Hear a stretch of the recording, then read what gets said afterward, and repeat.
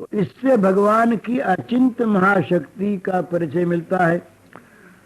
तो गोपरमणियों के साथ श्री भगवान की रमणमयी रासलीला, ये भक्त वात्सल्य और प्रेमाधीनता रूप अनन्य साधारण यश की ही अभिव्यक्ति करने वाली हैं। ये सर्वसाधारण लोग इसको नहीं समझते, लेकिन भागवत में आया कि जब ये शतकोटि गोपरमणियों से घिरे हुए भगवान रास मंडल में अवतीर्ण हुए, तब जगुर गंधर्व पतय शस्त्रिका तदेशो मलः, तुम्बुरु आदि संगीताचार्य देव गंधर्व गगन मार्ग में आकर के अपनी अपनी पत्नियों के सहित भगवान के भक्त वात्सल्य और प्रेमाधीनता रूप गुण का यश का गान करने लगे, यश का गान करने लगे। इसके अतिरिक्त रासोल्लास तंत्र आदि में भगवान के रास क्रीड़ा में भगवान की उपासना पद्धति आदि का बड़ा उत्तम उत्तम श्रेष्ठ वर्णन है। इससे भी जाना जाता है कि ये जो भगवान की लीला है यश विस्तार करने वाली है, यश को मिटाने वाली नहीं। और भगवान ने गोपरमणियों के साथ रमण की जब इच्छा की, जब वहां पर रास मंडल में भगवान पधारे, उस समय शोभा और संपद, जिसे श्री कहते हैं, इसका जितना प्राकट्य हुआ इतना और कहीं नहीं हुआ। गोपरमणियों के इस रमण के समय भगवान के अंग शोभा का वर्णन करते हैं कि त्रैलोक्य लक्ष्मी के पदम बपुर दधत, ये भागवत का है। ऊर्ध्व मध्य और अधः तीनों लोकों में जितना सौंदर्य है, वो सारा सौंदर्य उस समय भगवान के श्री विग्रह में प्रकट हो गया। वो तत्राति शुशुभेताभिर्भगवान देवकी सुतः मध्ये मणिनाम महिमानाम महामारकतो तत् यथा।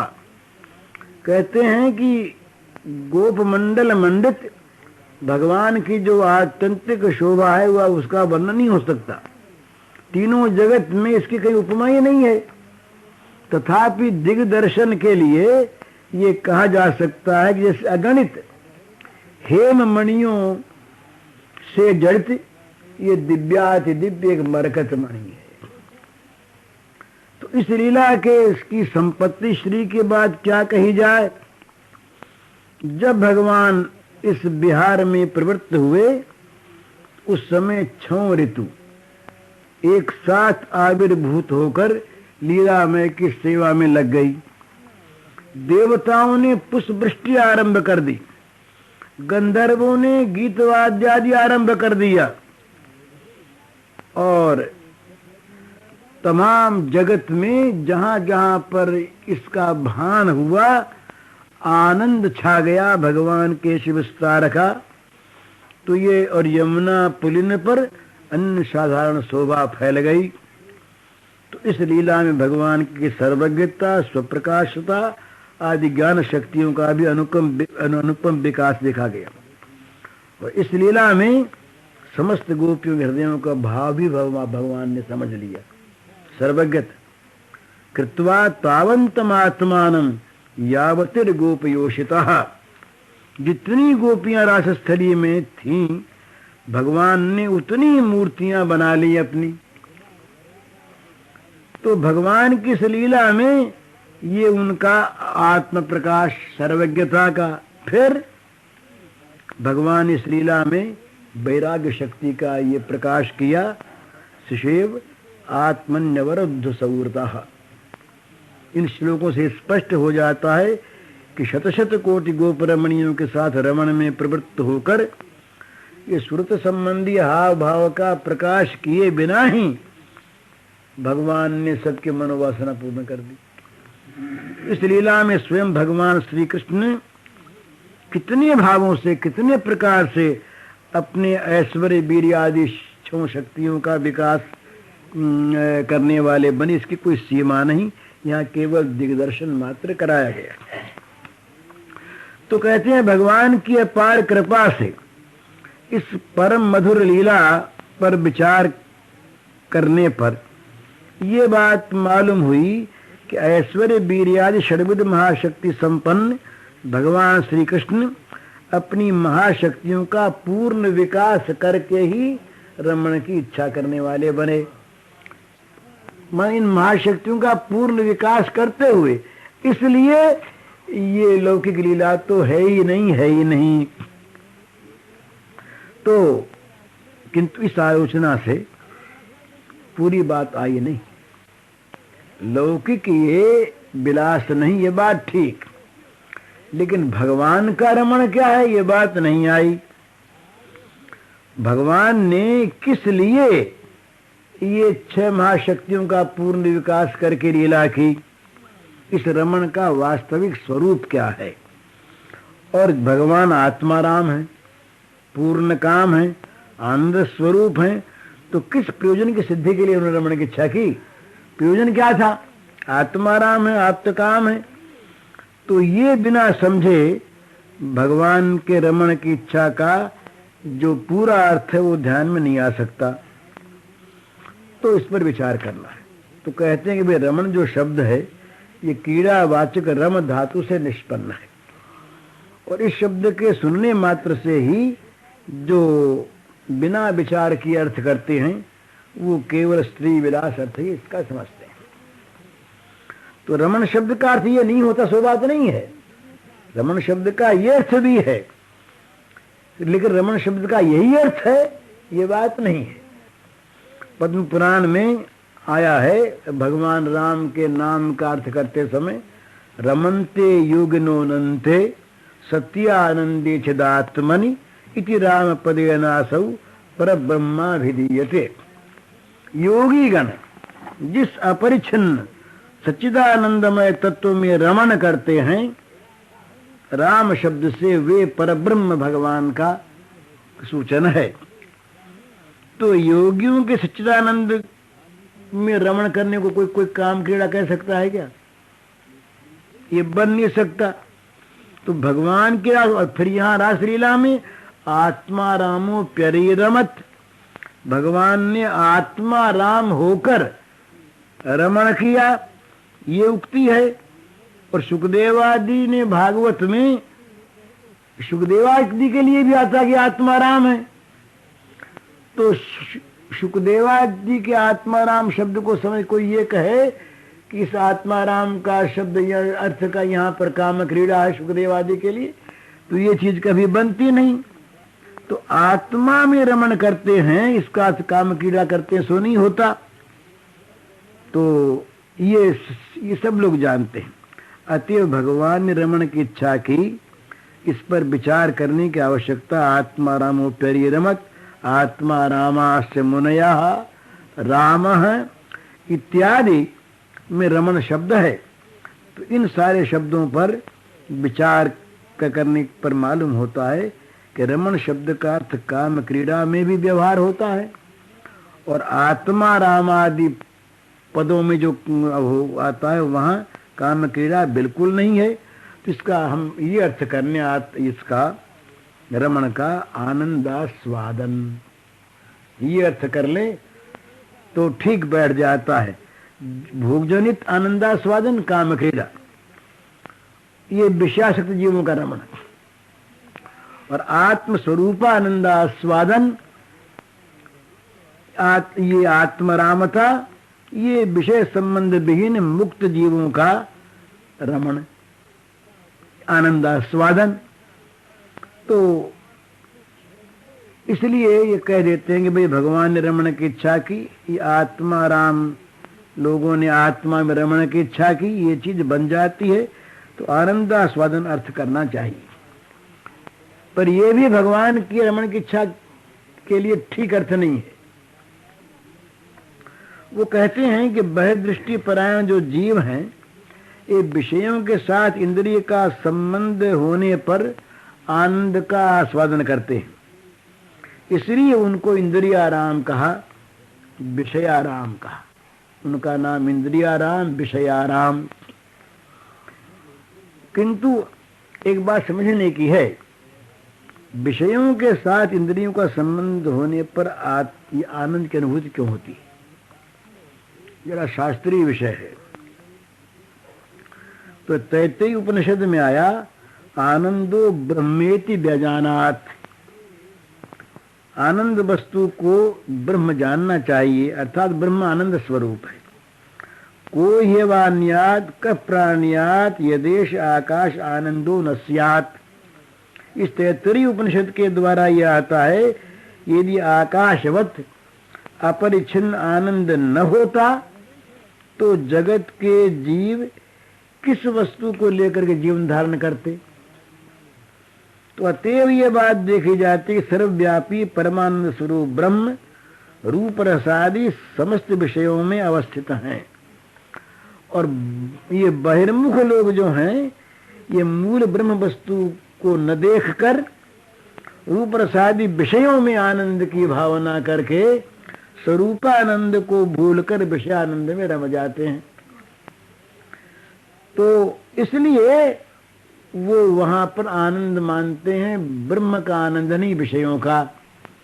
तो बात भी क्या है कि जैसे कोई शहद का, मधु का भरा हुआ कोई पात्र हो, तो उसमें से झर करके मधु धूल में गिरे और उस मधु के कण के साथ उसका आस्वादन करे तो धूल साथ आ जाए, धूल भी चाटने लगे उसके मधु के साथ। तो मिष्टता तो है मधु की, पर ये धूल चाटते हैं। बोले एक और उदाहरण दें कि जैसे कोई गधे को पानी पिलाया जाए तो सरोवर में से अच्छा पानी गधे को मिला। ये प्रश्न इसलिए उठा कि ये भगवान आनंदमय हैं, भगवान का आनंद ही विषयों में आता है, भगवान का आनंद ही जगत में सब जगह फैला है। तो फिर ये विषयों में जो भगवान आनंद देते हैं, ये क्या आनंद को दूसरा है क्या? ये क्या और कहीं से उधार लेके देते हैं? तो उदाहरण देते हैं कि भाई ऐसी बात नहीं है। गधा जो होता है उसकी प्यास मिटाने के लिए स्वच्छ सरोवर का ही स्वच्छ जल दिया जाए। तो गधा क्या करता है, अपने स्वभाव बस उसमें कीचड़ मिलाकर पीता है। तो वो गधे का कीचड़ मिलाया हुआ पानी देखकर कोई ये कहे कि गधे को स्वच्छ सरोवर का पानी न देकर कहीं और स्थान से ला के दिया गया, ये बात ठीक नहीं, ये भ्रांत धारणा है। इसी प्रकार से जगत के जीवों को जो दुख मिश्रित आनंद मिलता है, ये उनकी अपनी भूल के कारण से मिलता है। पर जो आनंद है वो तो परब्रह्म का स्वरूपानंद से पृथक वस्तु नहीं, आनंद एक ही चीज है। तो जीवगण अनादि जन्म संचित बहिर्मुखता के वश होकर इस परमानंद को ही विषय मिश्रित करके भोग बना लेते हैं, तो वो दुख युक्त हो जाता है। ऐसे येवानंदयति इत्यादि श्रुतियों से प्रतिपादित जो भगवान परब्रह्म, उन्हीं का आनंद सर्वत्र है। तो ये कहते हैं कि इस प्रकार से विज्ञानानंदम ब्रह्म आदि श्रुति प्रतिपादित परब्रह्म विज्ञान स्वरूप होकर भी, आनंद स्वरूप होकर भी आनंद दाता भी हैं। रस एवं लब्ध्वा आनंदी भवति इत्यादि श्रुति वाक्यों से जाना जाता है कि जीव यदि रस स्वरूप परब्रह्म के परमा स्वरूपानंद को ग्रहण कर ले तो आनंदी हो जाते, अर्थात आनंदास्वादन कर सकते हैं। अर्थात जीव यदि परब्रह्म के स्वरूपानंद को ग्रहण कर लें, जो रस स्वरूप है, तो आनंदी हो जाते हैं। रस एवं लब्ध्वा आनंदी भवति, तो अर्थात वो आनंदास्वादन कर सकते हैं। अतएव परब्रह्म का स्वरूपानंद ग्रहण ही जीवों का आनंद स्वादन है। और इस तरह से निज स्वरूपानंद वितरण ही परमानंद परब्रह्म का आनंद स्वादन है। माने आत्माराम मुनियों का जो आनंदास्वादन है वो तो है इसलिए कि उनको उस आनंद की इच्छा है, लेकिन भगवान जो हैं ये तो नित्य आनंदमय हैं। भगवान में आनंद की इच्छा नहीं घट सकती। सो वै स रसम लब्ध्वानंदी भवती एष हेवानंदयति इत्यादि श्रुतियां हैं जो, तो इन जो सारे आनंदों के मूल केंद्र हैं, जिनके रस स्वरूप को ग्रहण करके ही सब आनंद की उपलब्धि कर सकते हैं, जिनका आनंद ही जीव जगत को आनंद दान देता है, जो सर्वविध आनंद के मूल केंद्र हैं, जगत के जीव जिनको पाने के लिए व्यग्र हैं, वो समस्त आनंदों के मूल केंद्र स्वरूप भगवान किसी प्रयोजन से आनंद भोग करने की इच्छा करें, ये नहीं हो सकता। तो आत्माराम मुनियों का जो आत्माराम रसास्वादन है, ये आनंदास्वादन ये भी इनमें नहीं है। तो इनका क्या है, वो स्वरूपानंद को प्राप्त करके जैसे आत्माराम मुनि गण वो आनंदास्वादन करते हैं, तो ये स्वरूपानंद का प्राप्त करना क्या है, इनका स्वरूपानंद वितरण है। तो भगवान जो अपने स्वरूपानंद का वितरण करते हैं, यही यहाँ पर भगवान का रमण है। तो यहाँ फिर कहते हैं, फिर शंका उठी कि भाई परब्रह्म जो हैं निर्विशेष हैं, परमानंद स्वरूप हैं, तो इनमें कोई प्रयोजन बुद्धि क्यों आई? आनंद वितरण करने के बाद भी एक प्रयोजन है ना, शास्त्रार्थ है। तो कहते हैं कि बात ठीक है, निर्विशेष निष्प्रयोजन प्रवृत्तिहीन परब्रह्म में भी शास्त्र श्रुतियां कहती हैं कि उनमें भी प्रवृत्ति होती है। कैसे? तदेक्षित बहुश्याम प्रजायेयम, इस श्रुति वाक्यों से जाना जाता है कि सृष्टि से पूर्व त्रिगुणमयी प्रकृति को उन्होंने ईक्षण किया और अपने को बहुत से रूपों में प्रकाशित किया, ये प्रवृत्ति हुई ना। तत्सृष्ट्वा तदेवानुप्राविशत, इन श्रुति वाक्यों से जाना जाता है कि सर्व कारण कारण परब्रह्म ही परिदृश्यमान इस सारे संसार की सृष्टि करते हैं और फिर अंतर्यामी रूप से उसमें प्रवेश करते हैं। तो अवश्य ही इनकी प्रवृत्ति है तो कोई प्रयोजन है। ये दूसरी बात है कि इनका प्रयोजन तुच्छ नहीं है, उनका प्रयोजन कोई सहेतुक नहीं है, पर प्रयोजन अवश्य है। तो बोले ये प्रयोजन क्या है?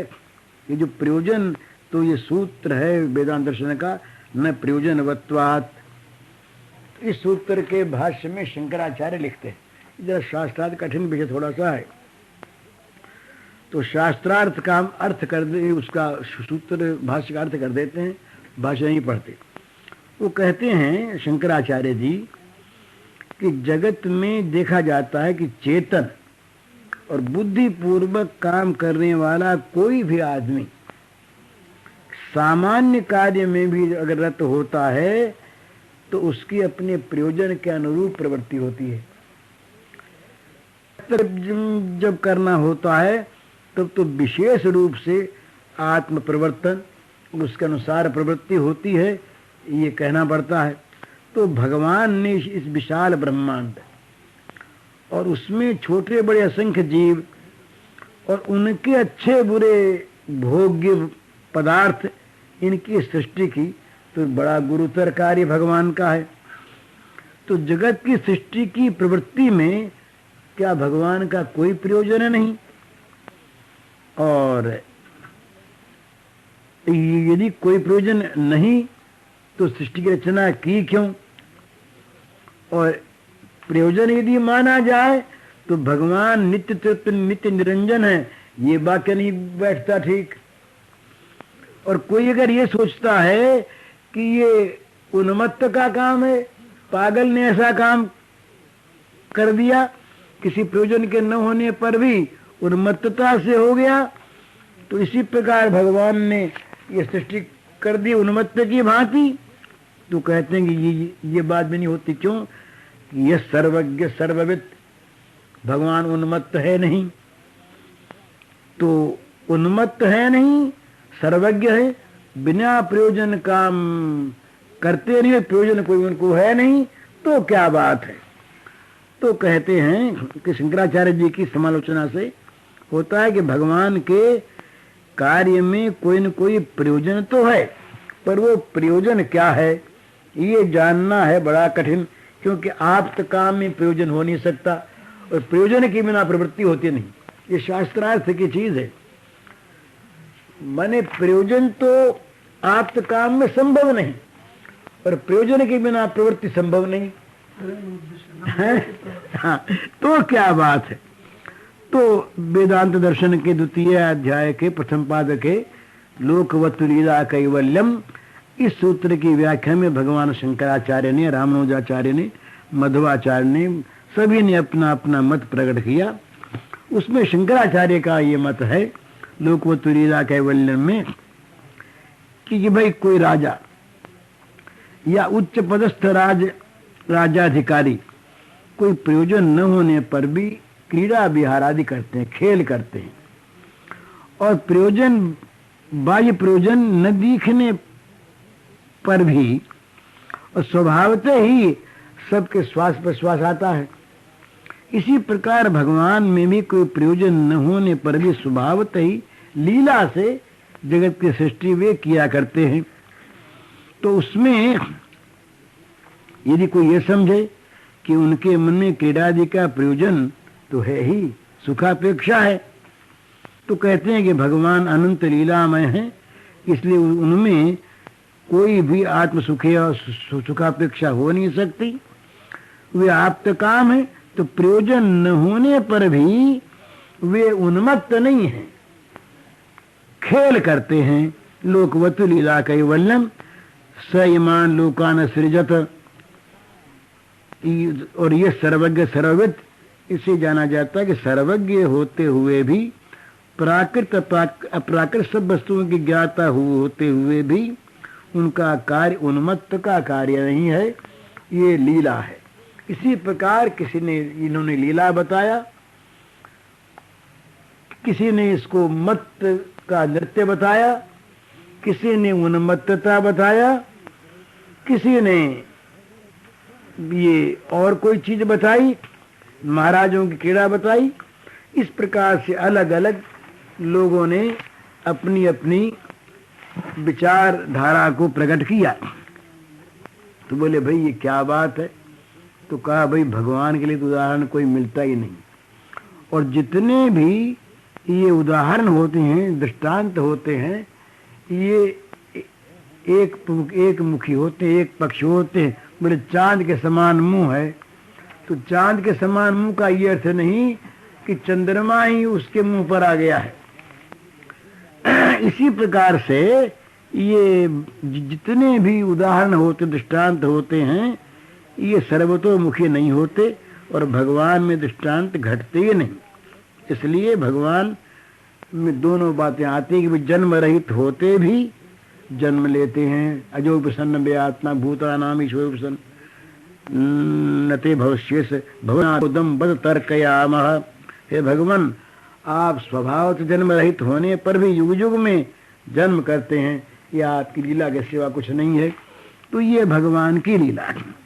तो भगवान ने रमण करने की इच्छा की। रास पंचाध्यायी के प्रथम श्लोकांश पर विचार करने पर भगवान का रमण क्या है, उसका उद्देश्य क्या है, इस संबंध में यह बात हुई कि भगवान का उद्देश्य है ये स्वरूपानंद का वितरण। ये रमण है, ये रसास्वादन, भगवान का अपने स्वरूप का लोगों में वितरण करना, अपने स्वरूपानंद को बांटना। तो रमण के तीन अर्थ हुए, सांसारिक विलासादि, ये विषयासक्तों का रमण, और आत्मा रामता, आत्मा में रमण, ये मुमुक्षु महात्मा पुरुषों का रमण, और अपने स्वरूप के आनंद का वितरण करना, ये भगवान का रमण। तो भगवान ने रमण किया। ये न लौकिक काम है और न आत्मा रामों का रमण है, भगवान का रमण है। हरिओम तत्सत।